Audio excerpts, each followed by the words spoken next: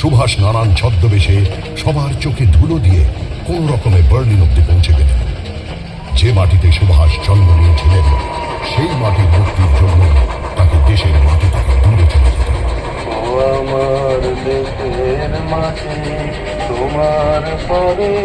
1897 সালের 23শে জানুয়ারি, যে বছর মহারানী ভিক্টোরিয়ার রাজত্বের সুবর্ণ জয়ন্তী পালিত হচ্ছিল, সেই বছরেই তৎকালীন ভারতের বেঙ্গল প্রেসিডেন্সির কটক শহরে জন্ম নেন সুভাষ। কালক্রমে যিনি হবেন এই ভিক্টোরিয়ার শাসনের বিরুদ্ধে লড়াইয়ে ভারতের অন্যতম কান্ডারি। ছোটবেলা থেকেই জিজ্ঞাসু মনে নানান প্রশ্ন উঠছিল। বয়স যখন 15, স্বামী বিবেকানন্দের মতাদর্শের সঙ্গে তার পরিচয় হয়। সেই মতাদর্শ তার ব্যক্তিত্বে গভীর প্রভাব ফেলে। মাতৃভূমি আরাধ্য দেবী, প্রত্যেক ভারতবাসী আমার সহোদর, আর জনশক্তির জাগরণী মুক্তির একমাত্র